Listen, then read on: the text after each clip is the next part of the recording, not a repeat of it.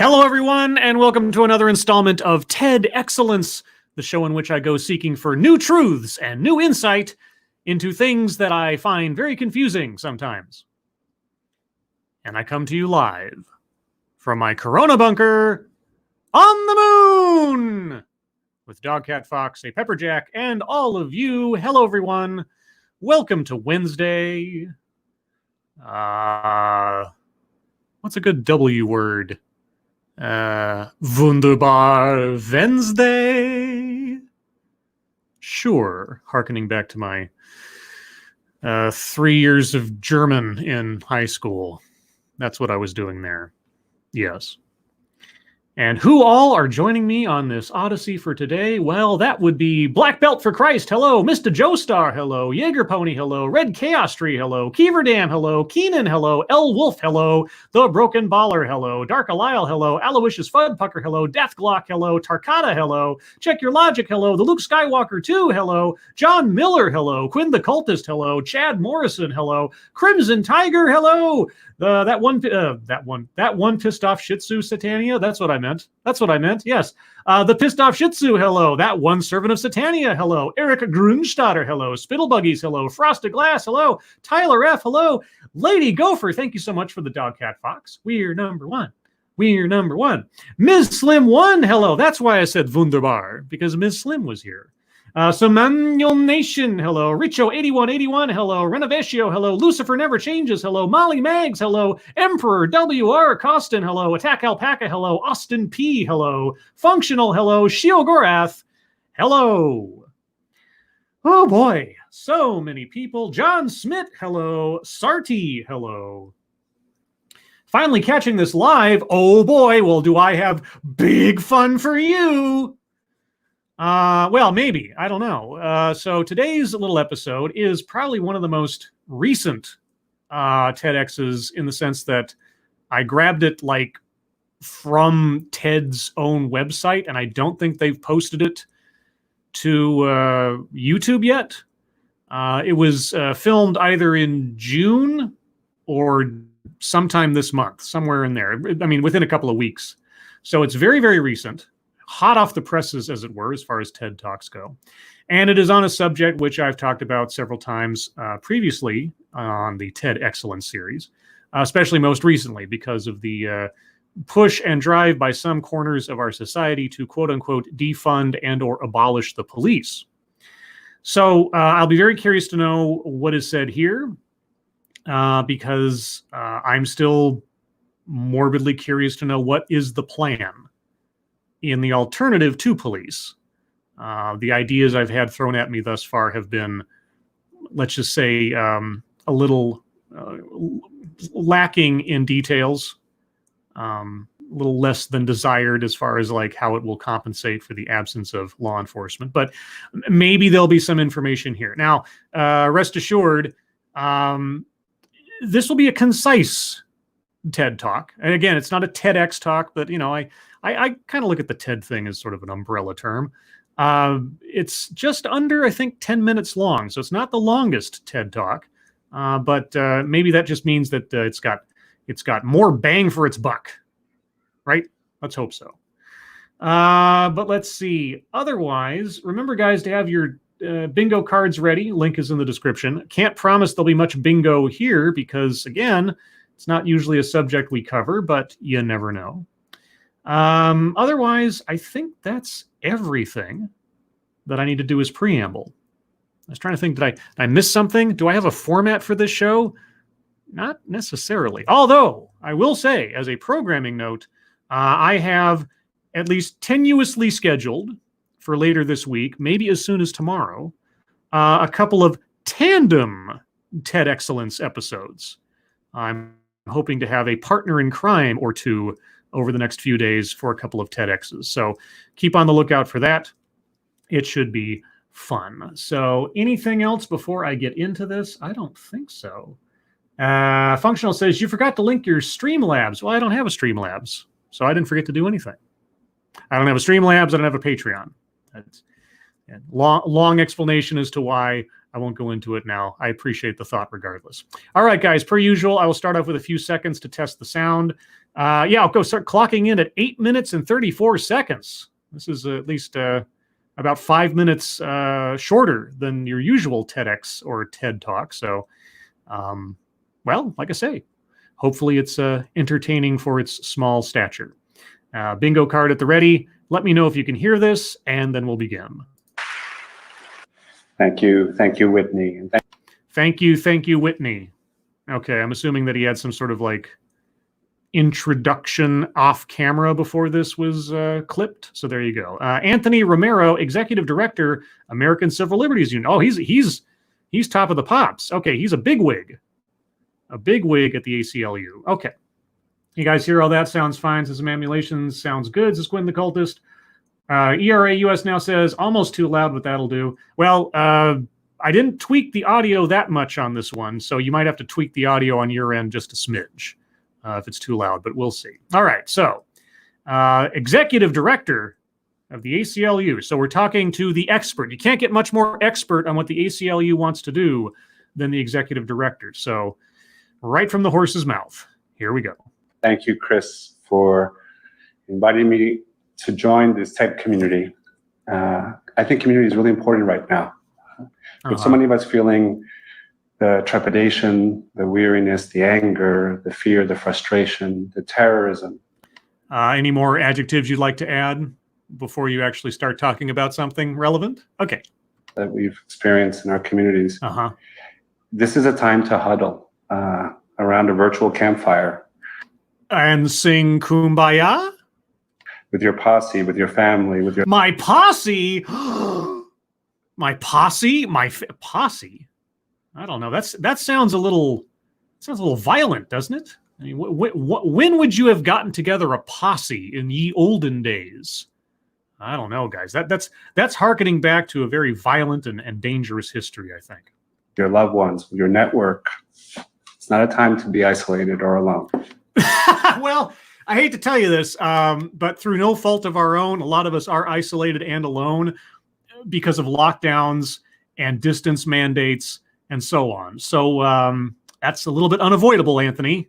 I don't know about you and your pristine glass and mahogany house or whatever, but yeah. And I think for allies in this struggle, oh God, those of us who don't live this experience every day. What experience? Those of us that don't live what experience?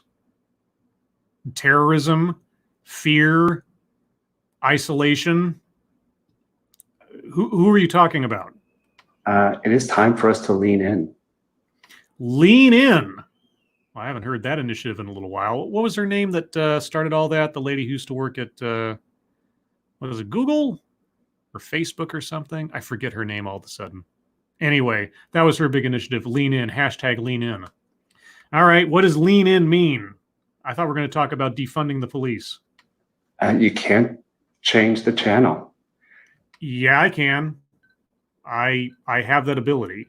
If you're talking about sticking my head in the sand and pretending that things aren't happening that are actually happening, I could do that too, actually.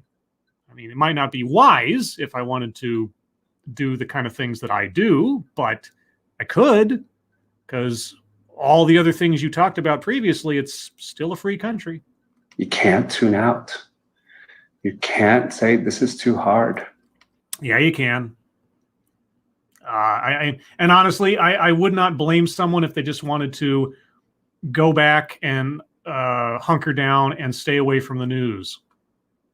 I mean, I've sort of made it a choice of my own by doing the Lords of the Night show every night that I am going to expose myself to current events day after day after day, no matter how tiring or insanity-inducing or morale-reducing it might be. Because for me, I'd rather at least know than not know. But I can't blame anybody who just wants to go about their life and try to have as stress-free an existence as they can. And sometimes that just means not burdening yourself with the ails of the world. So, to each his own. it is not that hard for us to listen and learn and heed. It is the only way we're going to build out of this, by hearing the voices of Rashad and Phil and Dr. King. Oh, Dr. King? You know, because I've been told over and over again recently that the words of Dr. King are actually racist. So you might want to watch yourself there. You could find yourself canceled here pretty quick. By hearing the voices of our neighbors and loved ones, by hearing the voices on Twitter, people who we don't know. Oh yeah, you know, when I go for really insightful commentary on the world, I go to Twitter. Well, I mean, it depends on who you're talking about. Obviously, everything I tweet is insightful. And so white communities and allied organizations need to pay even closer attention. This is the test of your character. Oh, white communities and allies. This is the test of our character. Really? Oh, I wasn't aware that my character had never been tested to this point. I'll just have to sort of file away my entire life experience up to this minute. Golly gee. How willing are you willing to lean in and to engage? Lean in and engage. Well, I mean, I'm engaging. I don't know what lean in it means. I mean, I'm leaning forward slightly now just to make sure I'm close enough to my microphone to be picked up. So is that leaning in? Is that, does that count? And I'm engaging. I'm here listening to you. So my ears are open, Anthony. I am ready to hear what you have to say. And I will listen to it intently, and I will listen to it in detail, and we'll see where you take us. So it's all on you. It's all on your shoulders as an ally. For me, I have, these have been really hard couple of weeks. I feel like this is really a test of whether or not we really believe in the American experiment. Really? You know what? In a way, I can agree with you.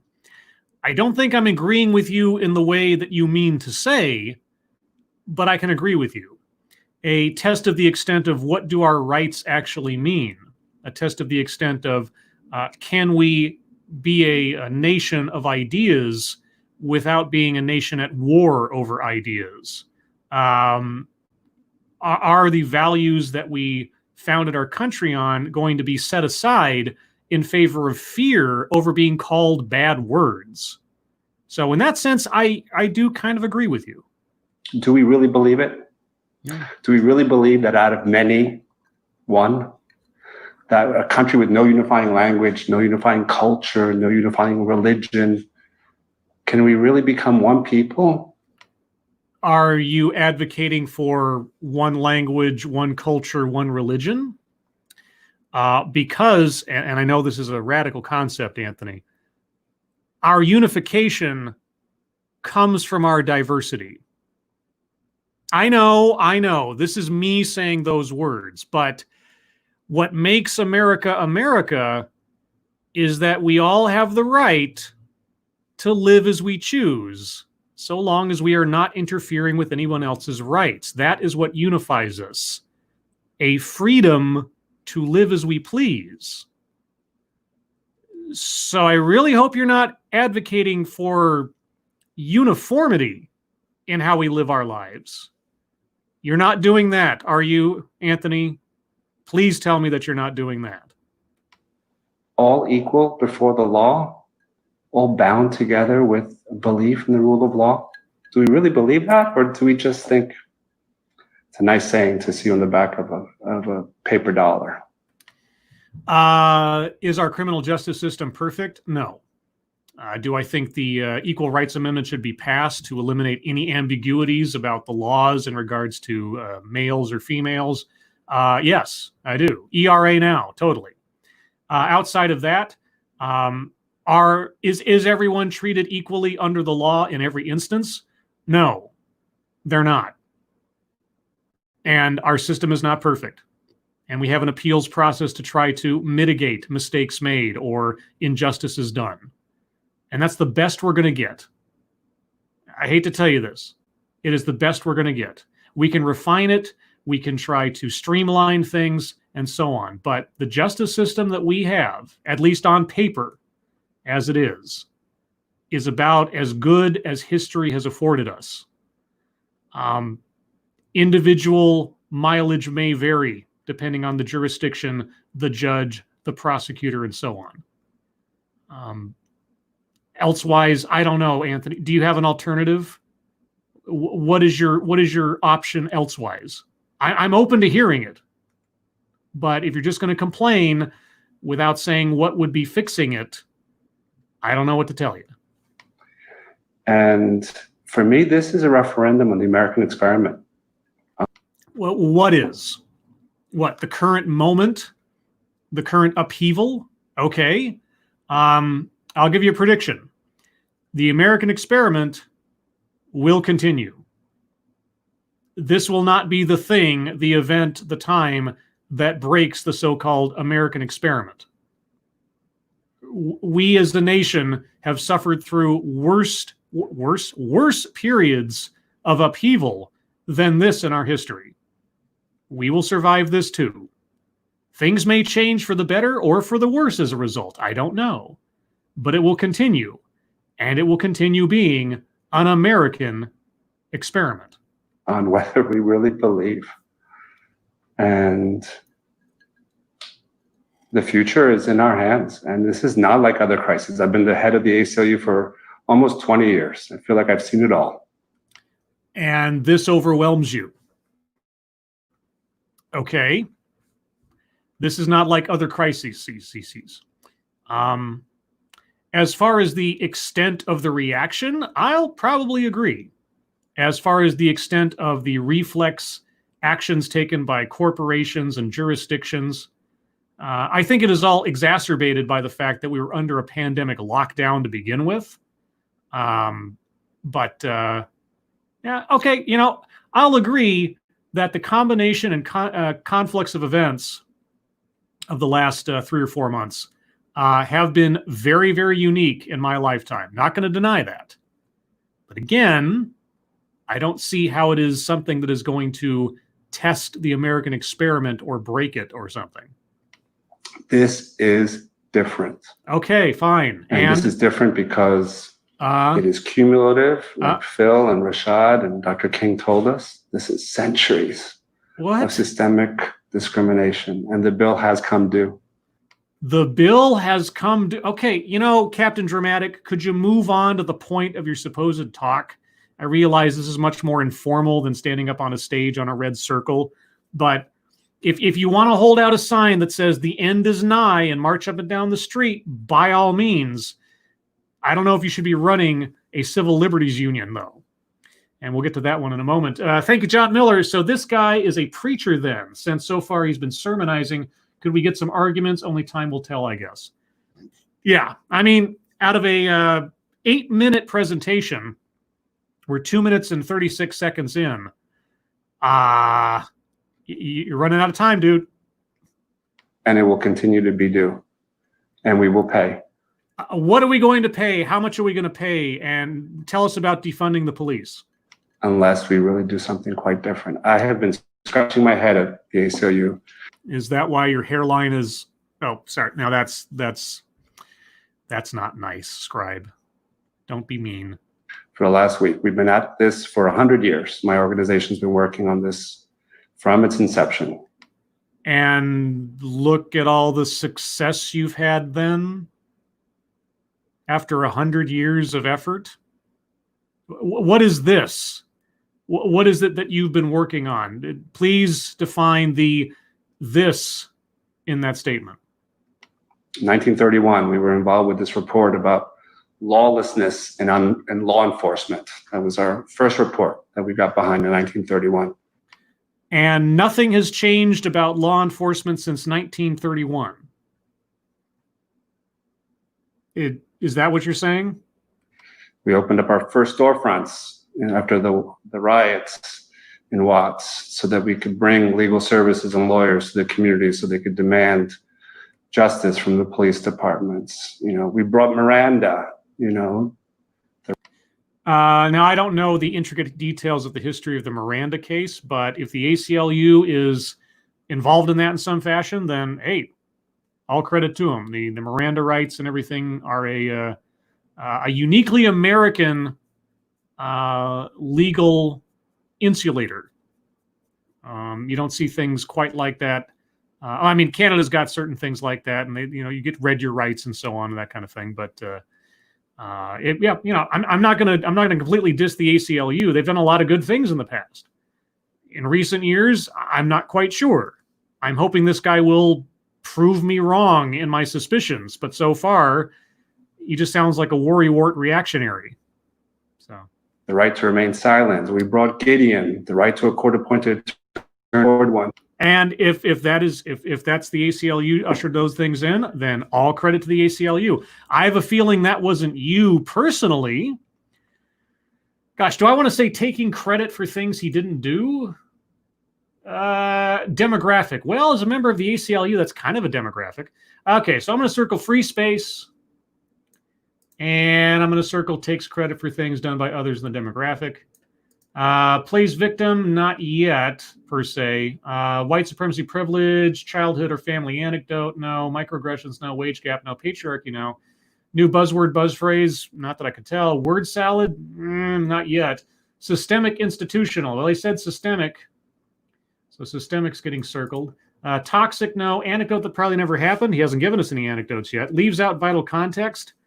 Not egregiously yet. Speaker should not be in current occupation or position. I'll make a call on that one at the end of this.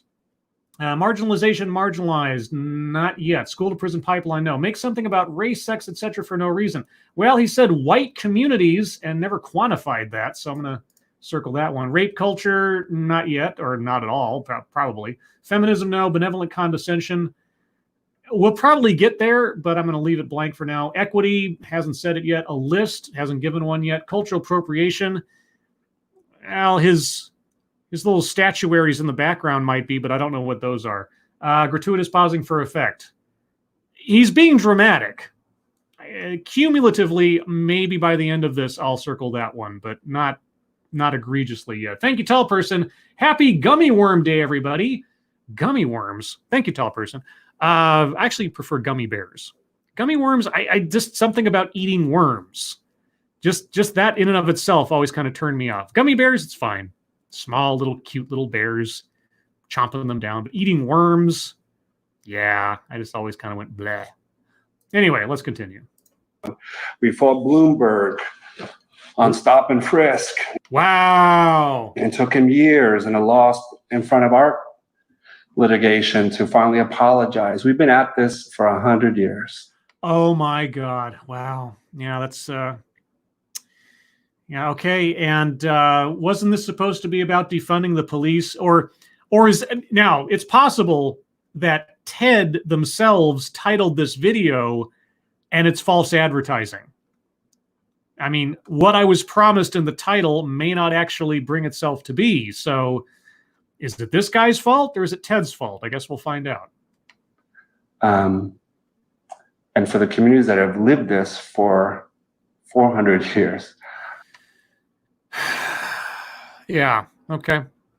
God. Yeah. And I've been scratching my head thinking. Yeah, I can tell you've been scratching your head. I'm sorry. I know that's mean. That's mean. It ain't working.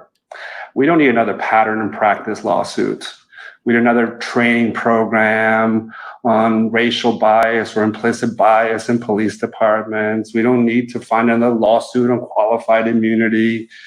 We don't need to kind of bring another race discrimination or gender discrimination lawsuit to integrate the police departments. Okay, all of those things are things you think are unnecessary or unproductive. So your action then would be otherwise? Yeah, we've done that, and we will continue to do that. Why? You just, in your own sarcastic, dismissive way, you just told us that all of those previous efforts are futile or unhelpful or unproductive. Why would you continue doing things that you've already cited as effectively ineffective? Isn't that the definition of insanity?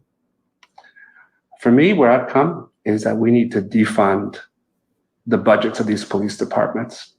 Okay, here we go. Defund the budgets. All right. So by defund the budgets, you mean reduce and or eliminate the number of police in a given jurisdiction. Right? You want to reduce the footprint of law enforcement. Because that's what that means. You reduce the budget, you can't afford to hire as many police, you can't afford the equipment, the resources, and so on. So you want to reduce the presence of police in, again, a given jurisdiction. Okay. And how would you do that?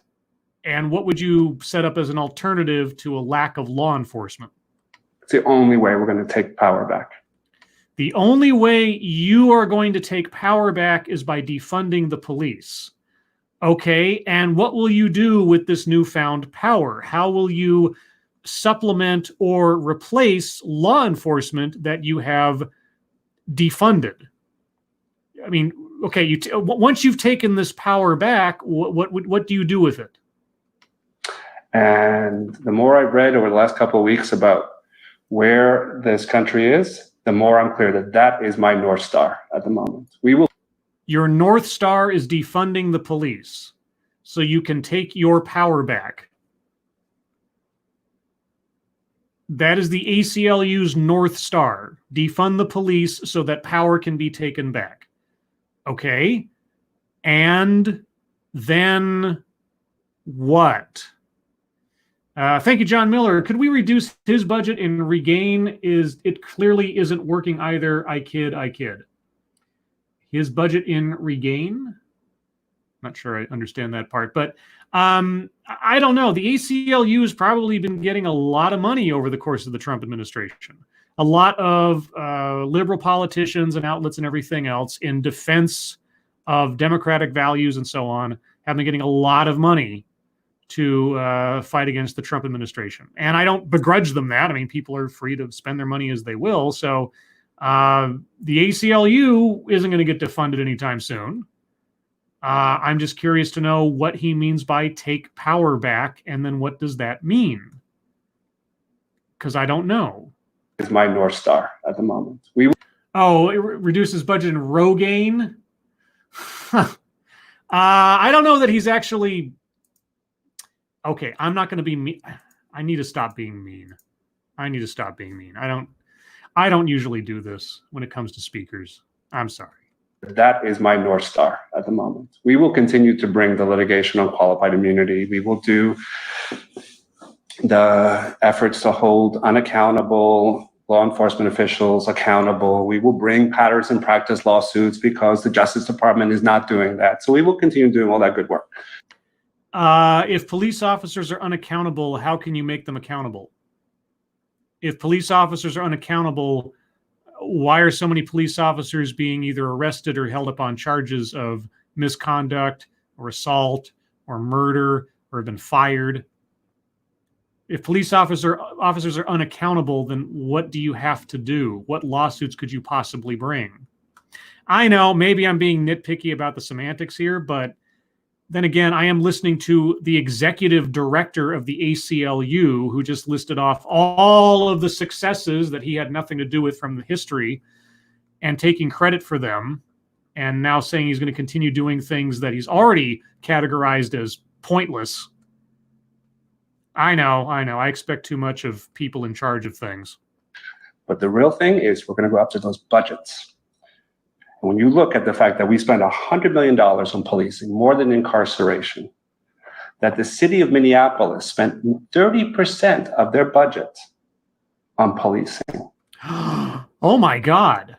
30% of their budget on policing. Okay, so you're going to reduce that. Okay, how are you going to reduce it? I mean, given the fact that the Minneapolis City Council has all but said they're going to restructure, if not, reduce the budgets of their police department, I guess you already have a win there, huh? Except you didn't do that so much as the City Council did. So I guess you can't put that feather in your cap. But okay, 30% on policing. Is that an accident?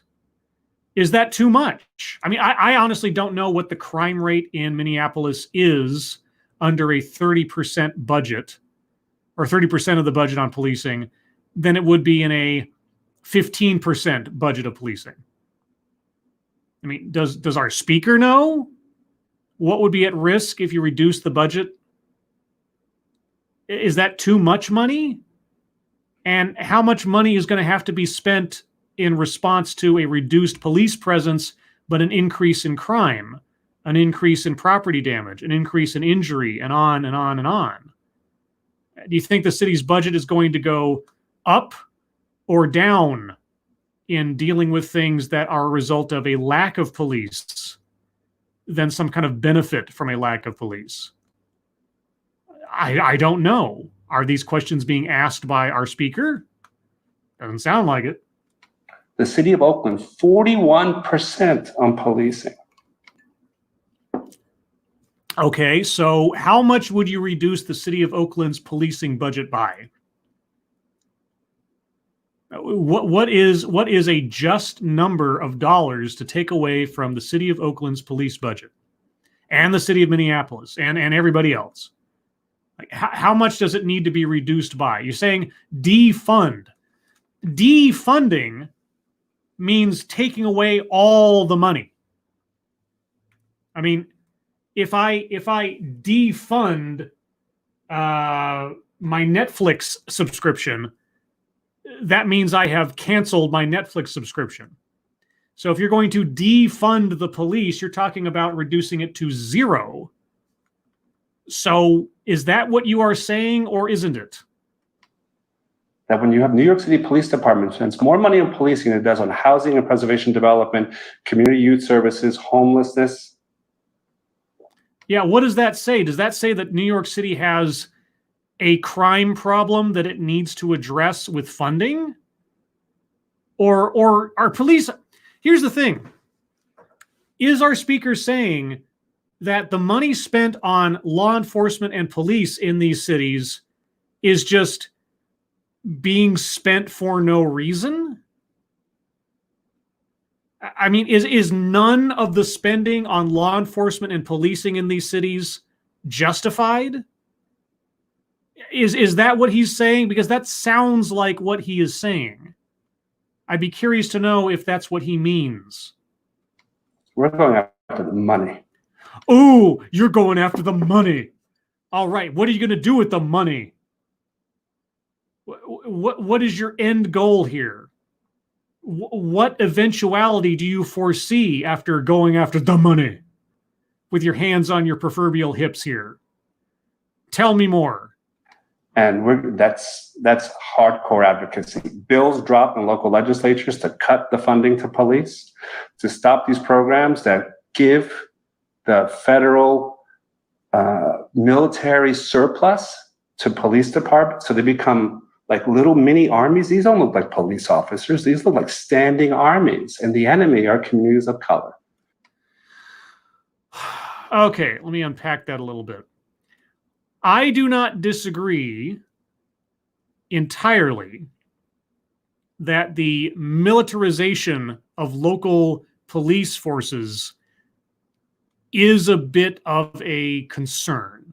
I'm trying to word what I'm saying carefully here, because I'm not against police officers having the best equipment necessary to do the jobs that they have to do. And of course, each jurisdiction handles how they deal with those supplies or those resources differently. Not all police departments are the same, despite what our speaker might imply or other people might say. But yeah, police rolling about in tanks, having full-on body armor in their usual business. There is a PR element to how you present yourself to the public at large. And so if you're rolling around in surplus APCs on your regular weekend or something as a local law enforcement agency, I could see a problem with that. But that is not the end-all be-all, and that is not inherently a problem so long as the people running the show know what they're doing. But he doesn't like the optics of it. And I'll agree, police forces police departments ideally should not, in their everyday business, look like military forces. I mean, they are a paramilitary organization just by dint of what they have to do. That's unavoidable.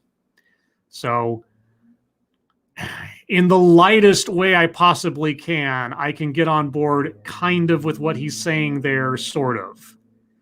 But I do not think it is as endemic a problem as he is indicating. That's the best I can do on short notice, guys. Sorry. So we need to take away their toys. Take away their toys. That's how you see it? Their toys?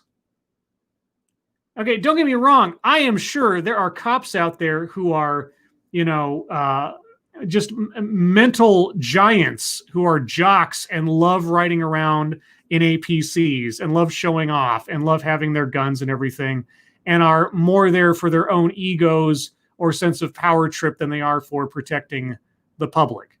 Yeah, assholes exist in every business and in every part of our society. It's true. But really, you see the supplies and the budgets of police officers as toys that you're just going to take away. Okay, tough guy. Well, you go do that. And again, I'm going to ask, if you are at all a rational, reasonable individual, you have to understand that reducing or eliminating police budgets means there are fewer police officers and law enforcement on the street. Do you have a plan to compensate for the sudden vacuum in law enforcement that is going to inevitably occur if you succeed? I mean, I understand maybe the ACLU is not in charge of coming up with an alternative, but if you don't at least offer an alternative idea to defunding the police, your argument doesn't have a whole lot of weight. Because right now it sounds like you just want to take away their money out of spite. We need to cut their budgets. Oh my God, you're so tough. We need to shrink the police infrastructure so that we can get police out of the quotidian lives of people of color and communities of color. Get the police out of communities of color. So you want to remove a presence of law enforcement from communities based on skin color so that those communities can police themselves? What are you suggesting? Thank you, Red Chaos Tree. Less law enforcement equals less criminals. Duh. Well, obviously, according to, we got a badass over here guy. The ubiquitousness of police enforcement on things that the police do not have a role, should not have a role to play. Like what? What should police not have a role to play? And I'm not being facetious.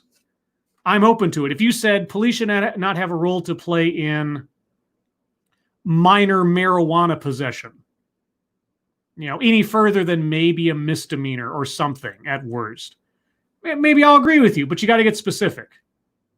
Like, what should police not be involved in?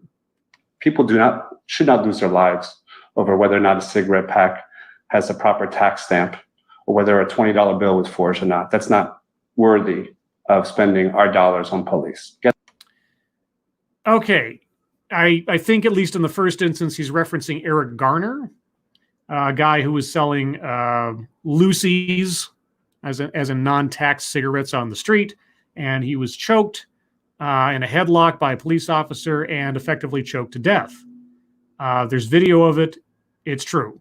And of the cases he could have cited, at least indirectly, I will agree that was an unjust instance. Is that a common occurrence? Is it common for someone selling illegal cigarettes to be killed? How many times has it happened that someone has been killed for the crime of selling illegal cigarettes by police? Okay, that is not to diminish the injustice that was done to Eric Garner. Whatever else he was, he did not deserve to be killed for selling illegal cigarettes. But that being said, how common an occurrence is that our speaker is going to bring it up as though that is a standard? Because it isn't. One incident does not constitute a pattern.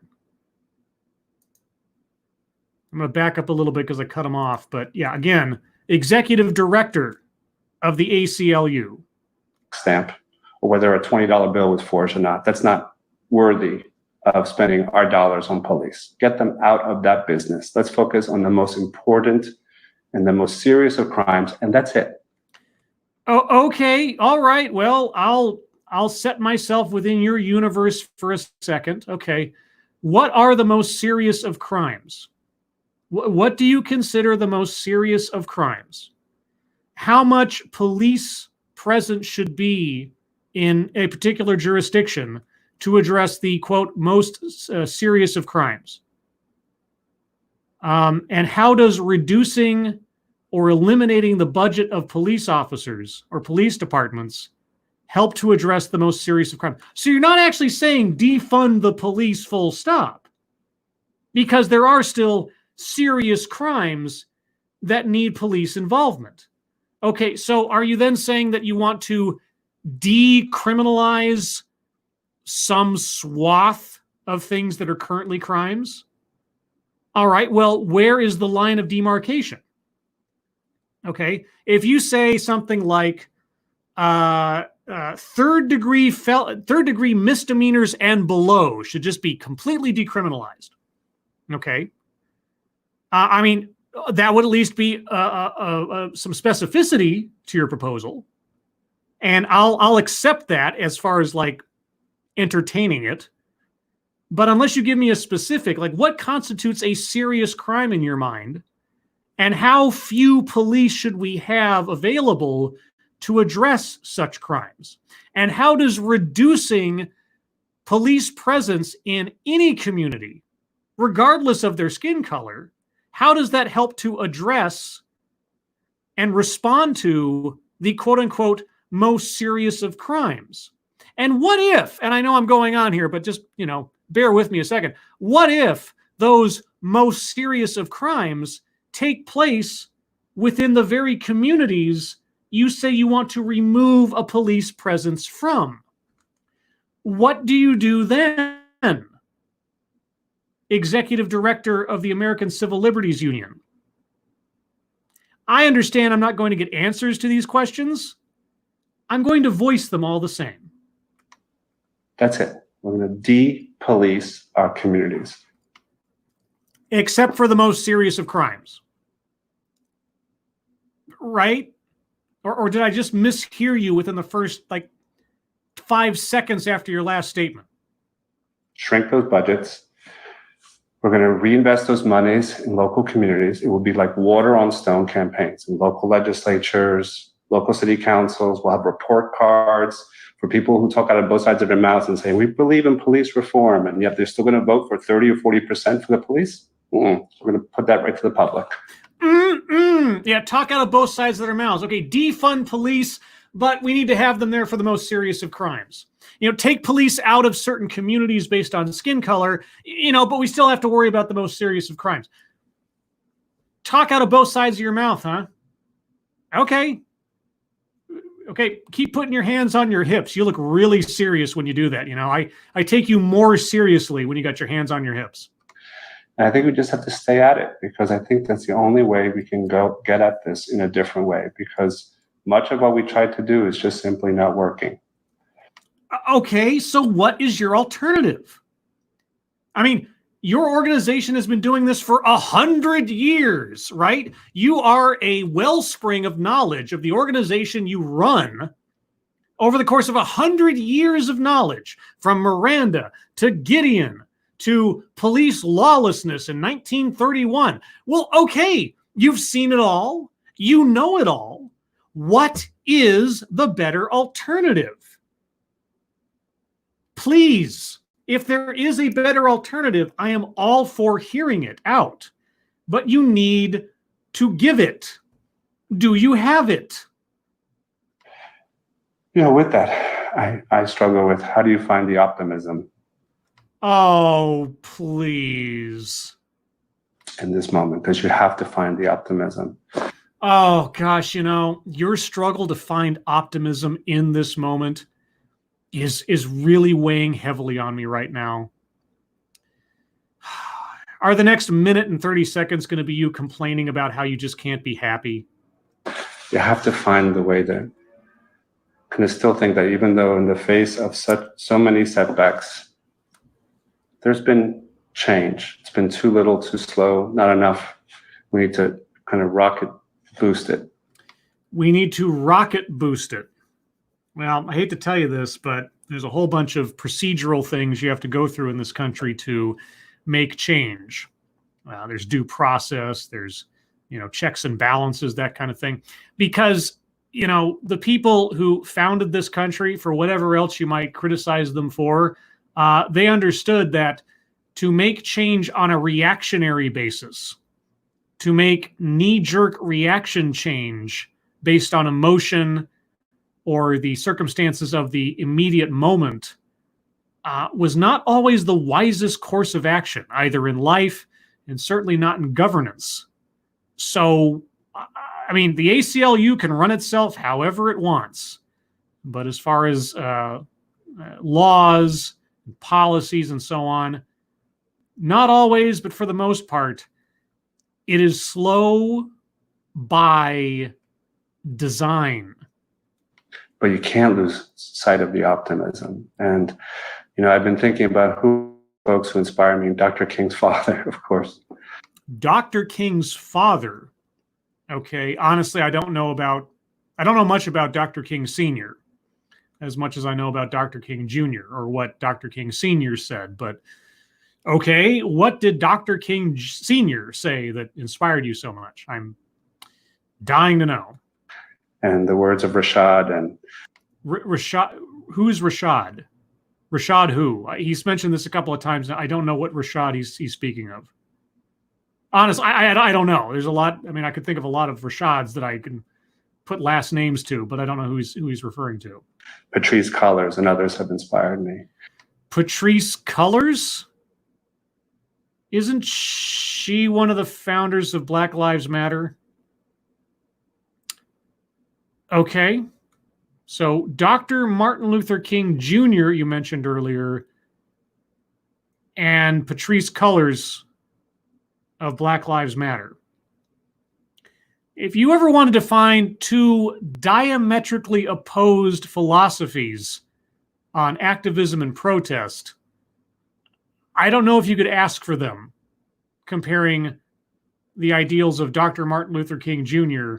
and Black Lives Matter. I've done a video on that, actually, where someone tried to make that argument that they are the exact same, which is ludicrous. But okay, you have a very eclectic list of inspirations. Great. But I found inspiration in the words of a scholar I really don't like very much, Sam Huntington. You find inspiration in the words of a scholar you don't like very much. Well, I'll credit you for accepting a good idea, even if it's from a source you wouldn't otherwise agree with. That is a rare thing these days. It's kind of often criticized as being a conservative, a racist. Really? You find inspiration from a conservative and a racist? Huh. I don't know, dude. That's kind of a confession that might damn you. But sometimes you can find inspiration even in your enemy's words. It's true. Sometimes someone you don't like actually says something that you can agree with. It's actually a common experience, but a lot of people today don't seem to understand that. And in one of his books, which I pulled off the shelf I have, he writes about how America is a disappointment because it failed to live up to its aspirations. America will always fail to live up to its aspirations. I know I'm taking a very dramatic stance here, but here's the thing. Our aspirations are endless. Our aspirations are infinite. I had a professor in college, and he told a story that was probably one of the most profound things I'd ever heard. And I think I've told this story before on Lords of the Night, but not recently.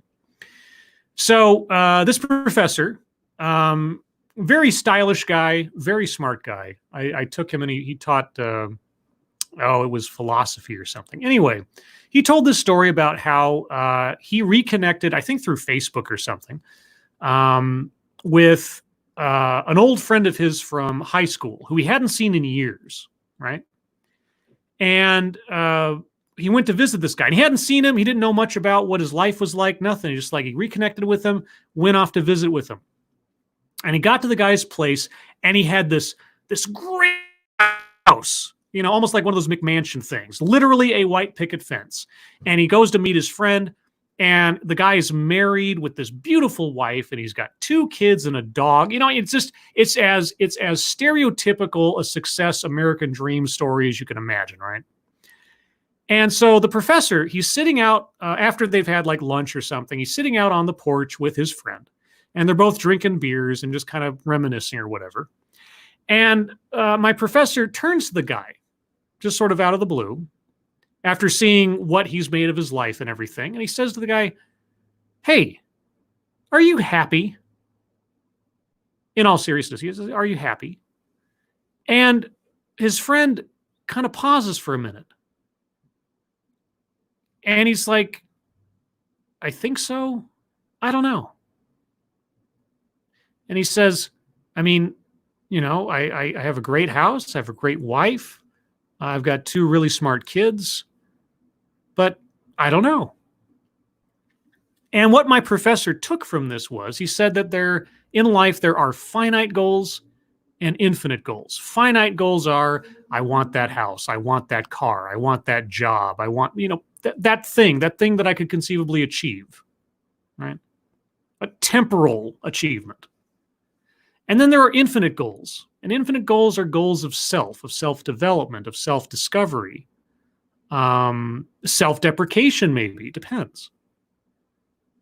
America is an infinite goal. The ideals and values that are put down in our founding documents aren't things that can be achieved. They can be strived for to make a more perfect union as time goes by. We will never achieve our aspirations because our aspirations are infinite. Infinitely interpretive, infinitely sought after. So, sorry for the aside, but that statement from our speaker here just kind of brought up a thing in my head. Because otherwise he's talking about a utopia. And I hate to tell you this, no matter how hard we try in this country or in any country, that we're never going to get to. And he actually started talking about it as America is a failure because it doesn't live up to its ideals. But it's not a failure. It's not a bunch of lies. It's a disappointment. And in the disappointment also is the fact that there's hope. Okay, now, taking that statement all by itself, I agree. Because what is the most necessary component of a true cynic? Hope, right? The cynic has or believes that they have seen a time in their lives where things were better. And they've witnessed things from their perspective getting worse. But they know that things can be as they used to be because they lived it, or they witnessed it, or they have some evidence of it having existed before. And so the true cynic requires hope to be a cynic. Otherwise, you're just a pessimist, right? So in that sense, I agree with him. And honestly, I think that we all, as Americans, throughout history, have been perpetually disappointed. And that's a healthy thing. That's how we get to that form a more perfect union, etc. It's never perfect. We're always striving for better. That's why we have laws that change. That's why our Constitution has the mechanisms for amendments, because we can be and should be perpetually disappointed in the current state of things, striving and hoping for better, not believing we live in some kind of mythical utopia. So sure, on this point, I will agree with our speaker. He's got a point, and I agree with it. In isolation, all by itself.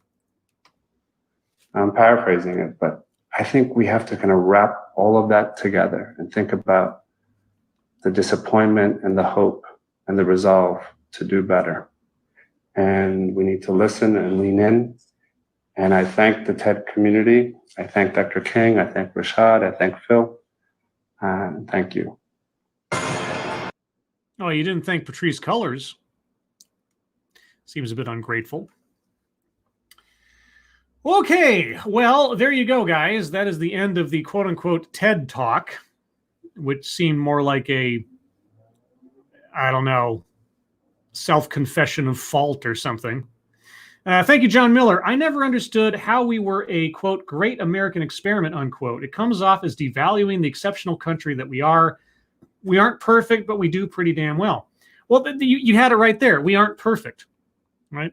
I mean, as far as like talking about the words in their specificity, we are a continuing experiment, right? We change laws. Laws are tested. They evolve over time. We are, as a country, as a nation, as a set of laws and standards and culture, we are an experiment. We are tested time and time again from events, internal and external, as to the survivability and the strength of our values and our laws and our overall belief in the core values stated in our founding documents. You know, I mean, we might get it wrong, but we have the capacity and the ability to correct that wrong going forward. That's what makes it an experiment. So his terminology here, I don't disagree with. Okay. I don't disagree with it as far as terminology goes. I disagree, or at least I'm very suspicious of what he thinks is going to be accomplished by defunding police and or extracting law enforcement from specific communities based on skin color. I don't know what he thinks the end result is going to be and how he sees that as an inherent positive.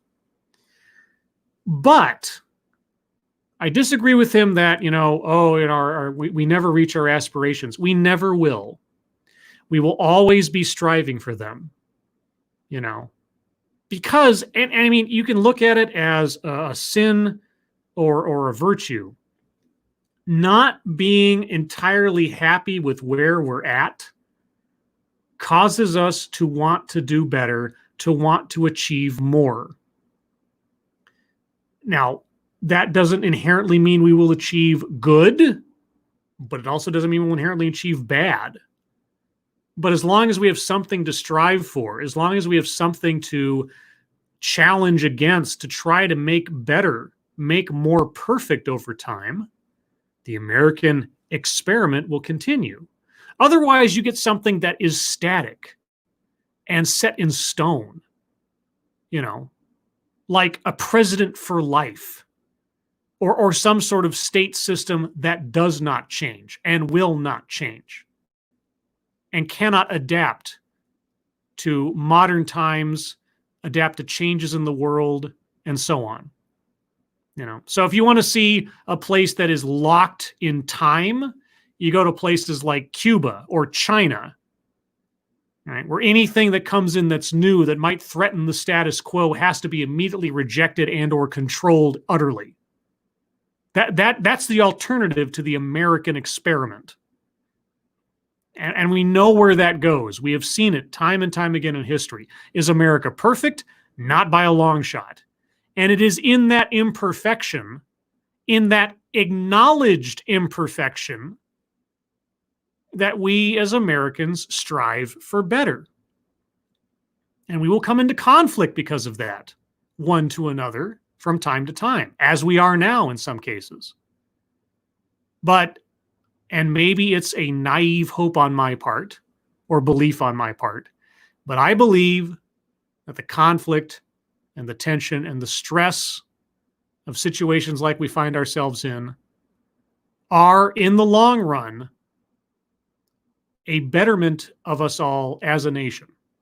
That we are tested, that our values are put to the test, and that we find a way through it for the better.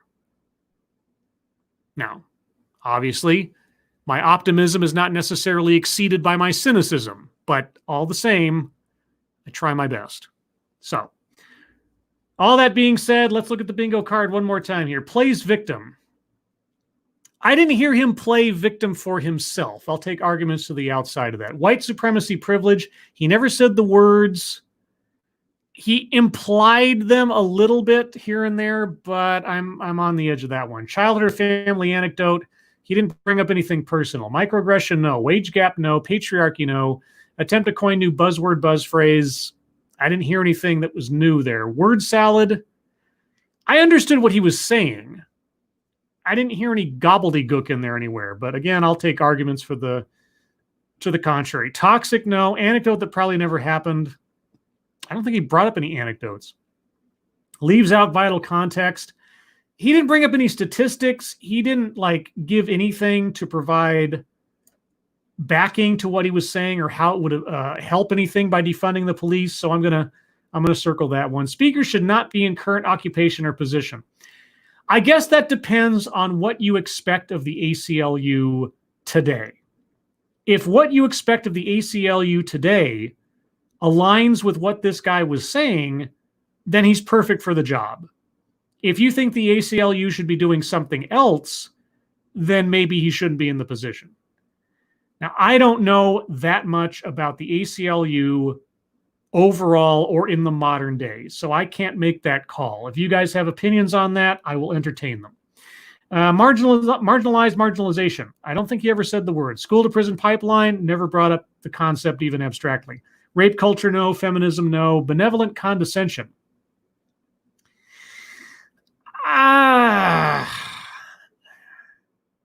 Not. I mean, maybe. I'll take arguments. I'm not sure that he said anything that could directly be called to that. I'll take arguments. Equity, never brought up the word. Not really. A list, he didn't list off anything that I recall. Cultural appropriation, no. Gratuitous pausing for effect. He was being overdramatic.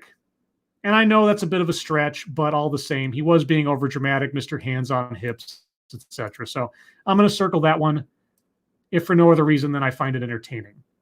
All right, guys. So if you have questions, comments, observations of your own, arguments for other squares to be circled, let me know now. Scrolling up a bit. Faithless. Defunded police departments should call forward their 911 calls to the homes of the politicians who voted to defund. Man, wouldn't that be something? Mr. Scott J87. Well said, Scribe Light. I'll take your word for it that whatever it was that I said is something that I can remember. The pepper jack's hitting me right now. Sar Jim, he was saying every non-white was some kind of victim. I mean, I guess all right. I'll circle benevolent condescension for that. He didn't play victim himself. When I see plays victim on the card, it's where they rope themselves into being a victim of whatever the subject is they're talking about. But you know what? He's right. He was saying that certain demographics are inherently victimized because of police presence. So they don't need police. They're stronger than that or something like that. Yeah, okay. Benevolent condescension. I'll circle that one. Let's see. Faceless. The ACLU should not be what it is today. They're like Antifa, fascists fighting fascism. Truth be told, I hadn't thought about the ACLU at all until I came across this talk today. I mean, maybe it was brought up in a story or so on Lords of the Night or something, but I have no idea, honestly, what the ACLU has been up to in any detail for the last several years.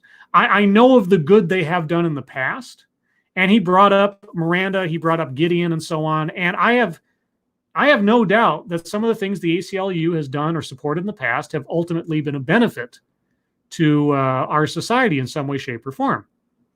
But things change, organizations change, focuses change. Are the ACLU the same organization as they were back in 1931? Certainly not.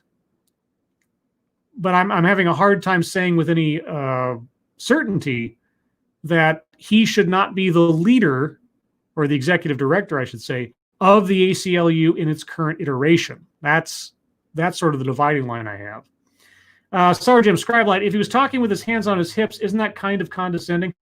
Benevolent condescension, I circled that one. I'll take that one. Let's see. Sergeant Scribelight, ACLU has been taken over by far left radicals. That's why he was talking like that. Well, in that instance, then he's perfect for the job. So should not be in current occupation. He's exactly where he should be then. I can't circle that one.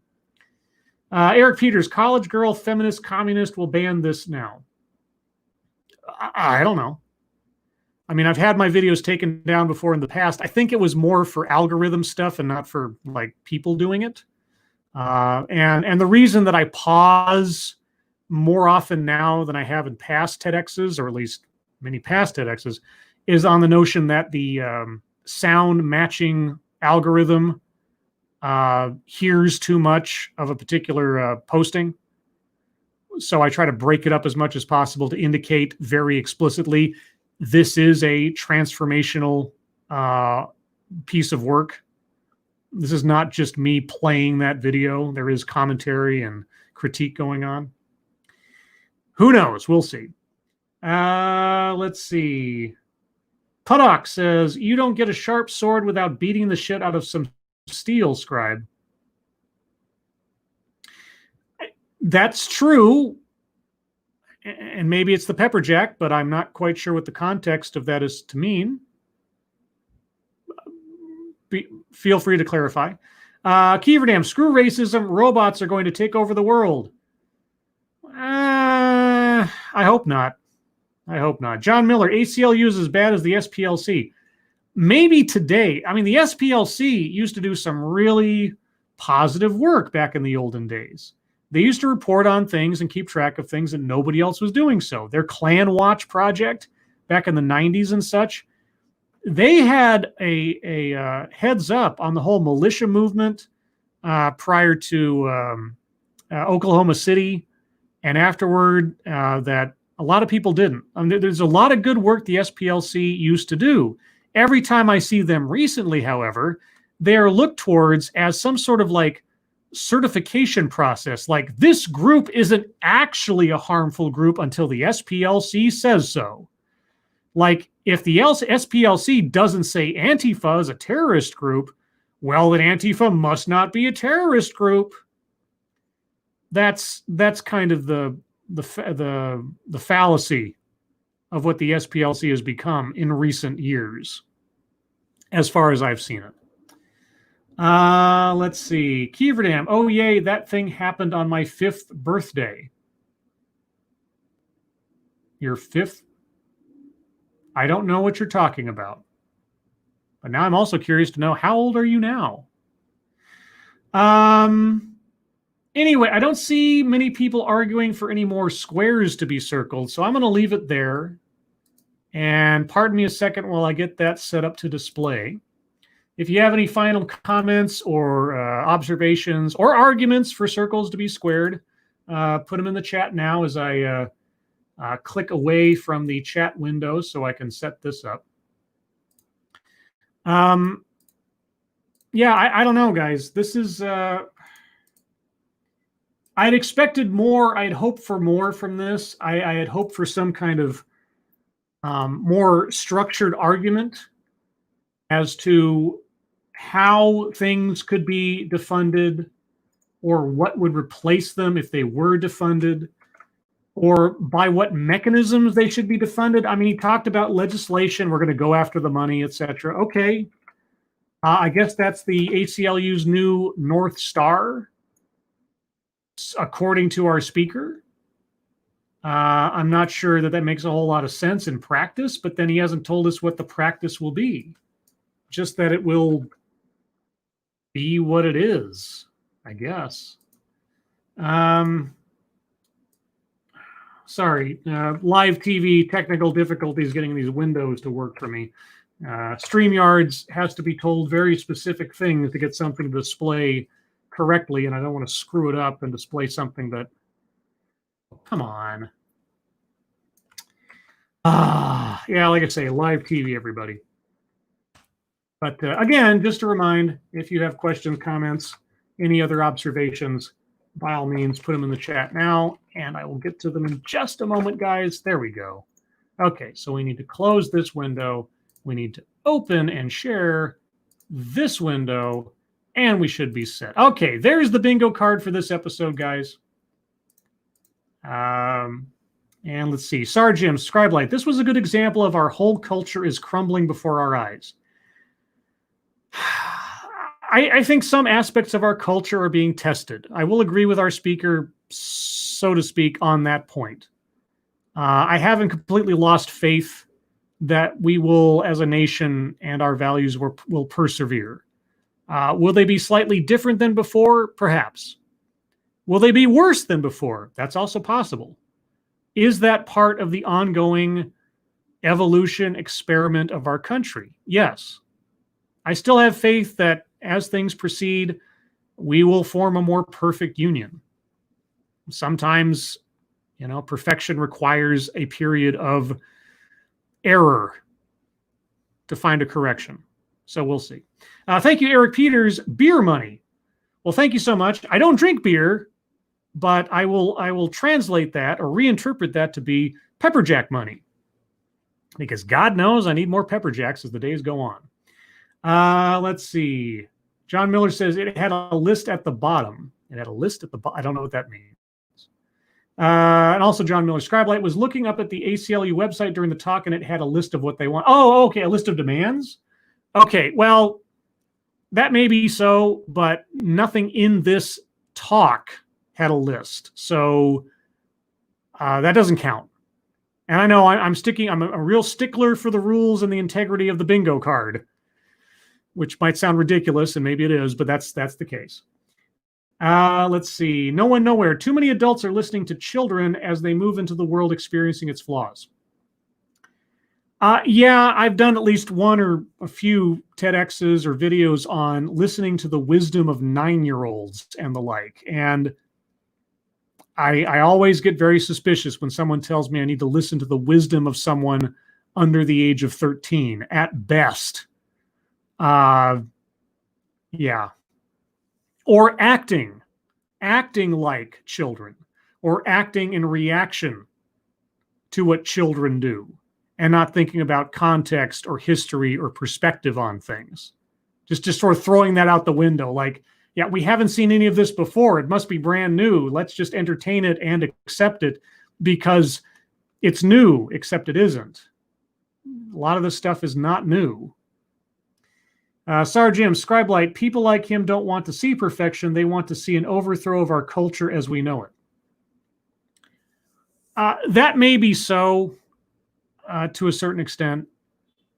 Like with so many speakers on TEDx and other videos that I've done, it is difficult for me to believe, barring other information, that most people who say things this passionately and stridently, in their heart of hearts, think they're doing anything other than good. I don't doubt our speaker's sincerity. I don't doubt his passion, or that from his perspective, he is seeking a better world or a better America by what he's doing. I don't necessarily agree with how he sees it, but I can believe that his intentions are well-meaning. But of course, intentions, as we all know, can be used to pave the road to hell. So it's a one-for-one, bit-by-bit sort of analysis of what someone's saying or promoting. And it's just, that's kind of the point of this show, or this series, for as long as I take it. But guys, I'm going to call it here. Thank you so much for joining me for this one. I wasn't sure where it was going to go, but we found out. I will continue to look for presentations and or articles that talk about defunding the police or removing the police altogether, to see if somewhere out there is a understandable argument for an alternative. Whether it's an acceptable argument, couldn't tell you till I find it. But at least someone who takes the time to tell us what to do instead, or a better solution than what we have. Because, as I've said, I don't believe that we live in a perfect system. I think we have the best system we've come up with after thousands of years of being on this planet. And it can always be improved. I'm open to improvements. I'm open to good ideas. But I'm not going to keep quiet when I hear nonsense. And that's both the agony and the ecstasy of this series. So again, guys, thank you so much for joining me. If you'd like to hear more from me or Satsu 2 Cents or Ranting Monkey, apologies, you can look for us all on Lords of the Night tonight on Ranting Monkey's channel at 6 p.m. Pacific, 9 p.m. Eastern, where we'll talk about the news of the day, stories that you submit, what we've been up to on the intertubes, and then your questions and comments. Everyone, thank you so much for your attendance. Thank you so much for your participation. And thank you for your generosity. Again, John Miller, thank you so much. Nothing more dangerous than a true believer. I believe in the spirit of things, if not the tangible concreteness of the moment, if that makes any sense. Everyone, I hope you are all safe and well. If you're not well, please get well soon, and I'll see you on the next one. Take care, and bye-bye.